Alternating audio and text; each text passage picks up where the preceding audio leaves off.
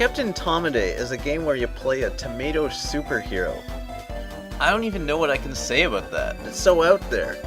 His mission is to, well, I don't know, punch things. It's a top-down space shooter, but instead of shooting bullets or missiles or generic video game spheres, Tomaday shoots his fists at bad guys. Or I think they're bad guys. For all I know, this is Captain Tomaday's diabolical invasion of Vegetable World. Of course, it's not just vegetables our brave Captain wars against. We have whatever this is, and this thingamajerk here, and whatever in the holy cream cheesecake bran flakes this thing is. Right in the first level alone, we have what I think are grape helicopters, bats, eggplant missiles, neon ghosts, robo-carrots, which shoot carrot missiles, jack-o'-lanterns, pigeons, some kind of mechanical Mr. Potato Head with Lego Man arms that shoot parsnips at you, and flying wizards. I reiterate, this is only the first level, and I'm not even counting the bosses. Did I mention that apparently this tomato can go faster than 100 kilometers per hour? Like I said, Captain Tomaday's main method of attack is punching, but in addition to fists that can punch explosively through robots, he has the power to inflate his opposite fist when he does so. How many punches does it take for one of his fists to evolve into pure energy? 4. Be ever afraid of the invading tomato monsters, children. Sending one of these glowing fists at the enemy turns it into a heavy weight weighing a ton, or even 10 tons. That's 20,000 pounds being flung through a magic pumpkin there. The game also allows for a second player who takes on the role of a girl tomato. I guess. I don't know. It wears a bow and has a higher pitched voice. Captain Tamaday? The mini-bosses of this level are not one, but 2 flying babies that turn into what the heck. And the final boss is this... what? It's like if a complete water filtration system was trying to pass itself off as Beaker from The Muppet Show.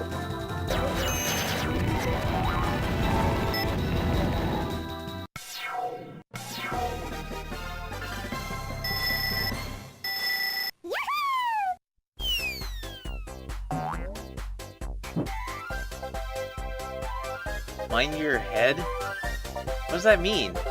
I'd assume it's saying watch out for low-hanging obstacles or something, but it looks like this takes place in a dump. Is it talking about the fact that there's a fish on his head in the cutscene? I can't make presidents or buildings of any of this. This level mostly sticks to the city dump setting, which is a weird as crazy place to have a space battle by itself, but it's full of things like fossilized skeletons and little vegetable guys jumping up and down like they're cheering you on. Yeah, little dancing vegetables are wacky enough, but even then, who hangs out in a dump? Just waiting there in case their favorite superhero shows up to blow up a bunch of anthropomorphic food products? And then we have ghosts popping out of little clay pots. I don't even know how to make fun of this. Just a basic clinical description of the chaos is hard for me to top. Enemies in this stage include peanuts, skulls, fire-breathing lizards, and what the munch catastrophe? Can you even imagine helping someone else through this game and having to come up with names for everything just so they know what you're talking about? Yeah, try to stay at the bottom center here because that's where the fish missiles come in. But don't stay there because the Easter eggs come next. Blech, the egg hatched. There's a baby bird inside. I mean, I guess that sort of makes sense, but the implications of that are pretty messed up. The robo-carrots in level 1 at least shot carrot-shaped missiles. I don't know what the robo-parsnips in this level are shooting. These guys look like... So anyway, the mini-boss is some kind of flying robot thingy. It sort of reminds me of those hunter-killers from Terminator 2 somehow, but much more colorful and inviting. And then there's the level's boss. You know this one's gonna be good as soon as you hear this. It's showtime! Oh, this is gonna be some kind of big bad robot, isn't it? Hey, we're in a dump. Maybe it's made from spare parts from old stereos and cars and all kinds of cool things. That would be pretty. It's a bonfire! A living bonfire with a pot of green soup cooking over it. Of course, why wouldn't it be? You guys didn't see that coming either? It seems so obvious now. Whoa, what in my non-existent Aunt Martha's wig is that happening to me? What's cooking in that pot? The Grinch? Eventually you cause the pot to overturn and turn into a big laser gun. Then it becomes some kind of robotic this. I want to have a name for it, but cyber jellyfish and metal hot air balloon are the closest thing I can come up with, and I don't think they do it justice. On to stage 3.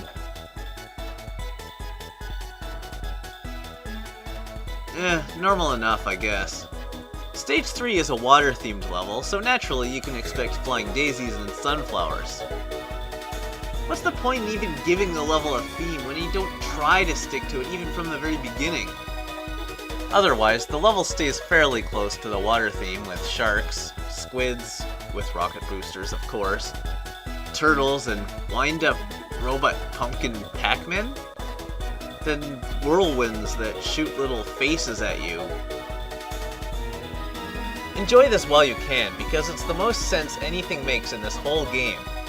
That's right, the most sensical part of this game is a Super Tomato punching flying sharks, turtles, and rocket-powered squids, just because it happens to be in a water-themed level. The mini-boss is a robotic flying squirrel, or maybe a manta ray, with a rotating face and a spinning firecracker attached to a single long spike on its butt. The boss is a flying robot crab, I think. Okay, now I'm not sure.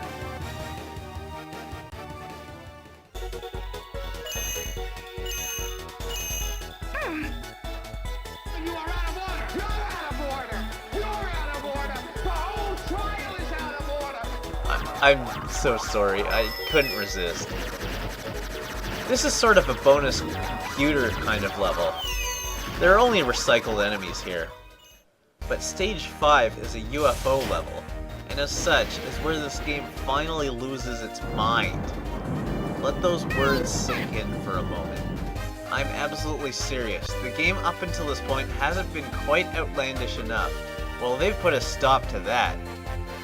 What is it about the stage that's so weird? Just cactus monsters, head-launching dolls, flying grape saucers, bumblebees, smiley-face stars, cycloptic pyramids, helicopter heads, and octopi. Not to mention this machine that shoots mushroom missiles, which is flanked by giant robot forks that launch smaller forked rockets at you. How did this game come about? Prescription drugs? Oxygen deprivation? What circumstances led to the conversation where one designer says to another, "Hey, if we're gonna have fruits and vegetables everywhere, let's throw in a big fort." Sure. And I haven't even talked about the power-ups yet. Good weasel-flavored gravy, the power-ups. They come in pill form, thus solidifying my drug theory. When you get the first one, Tomaday turns into a smaller tomato. Okay, this makes him move faster, so I guess it makes sense. Then if you get another one, he becomes huge. What kind of progression is that? He gets smaller, then bigger? Shouldn't it be a bit more linear, like small, medium, large? Like somehow being small makes you more powerful, and then being large makes you even more powerful. How does that make sense? But when you get more power-ups, he isn't even a tomato anymore. He gets transmogrified into a whole warehouse full of wacky. Here, let's play a little game. Everyone watching at home, or, you know, at work, at school, or watching over your friend's shoulder while both of you are supposed to be working, whatever. Write down a list of guesses. Just anything that comes to mind. Living creatures, objects, whatever. I'll provide some Jeopardy-inspired music.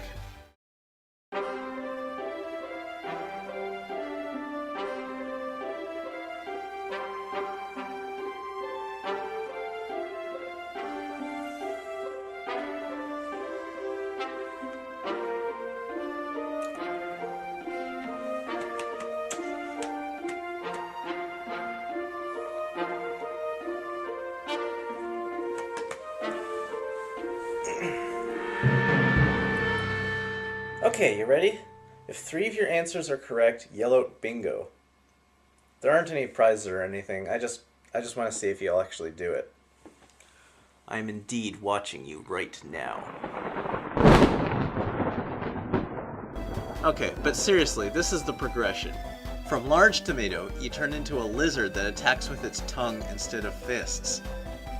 I think it's a lizard anyway. I don't really know.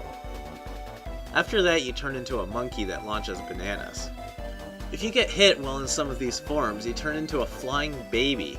A baby! As an attack, it launches baby toys like teddy bears, rubber duckies, bottles, rattles, blocks, and baseballs.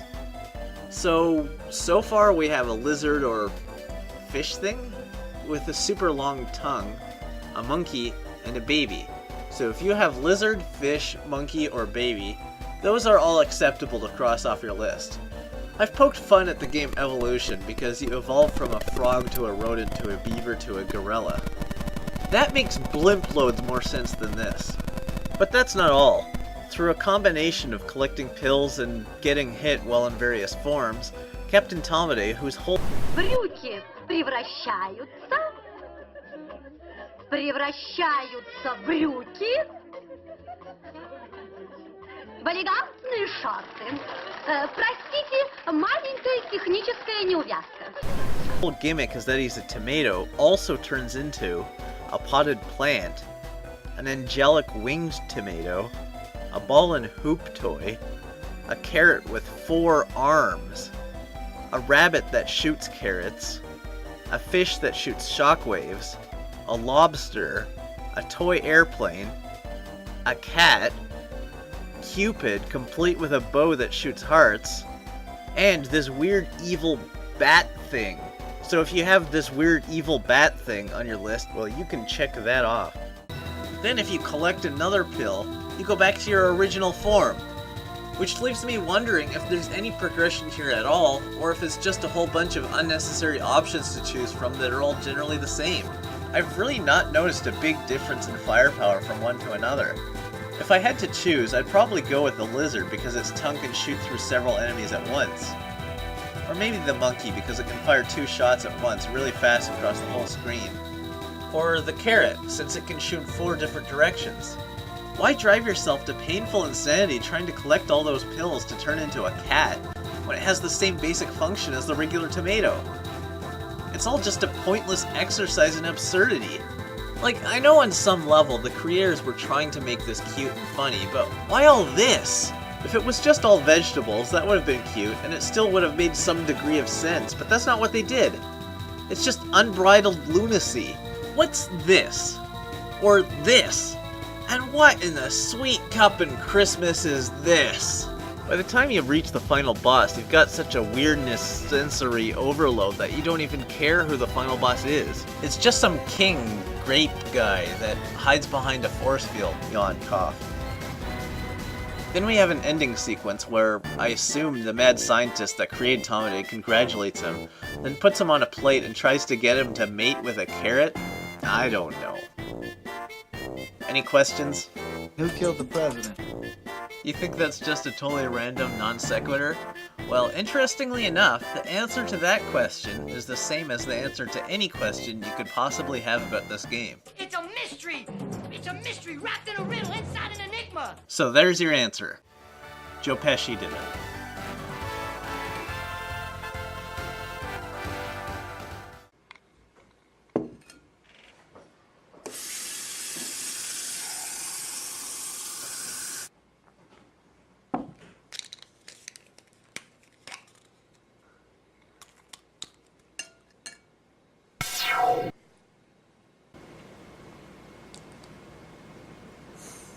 I was gonna eat that.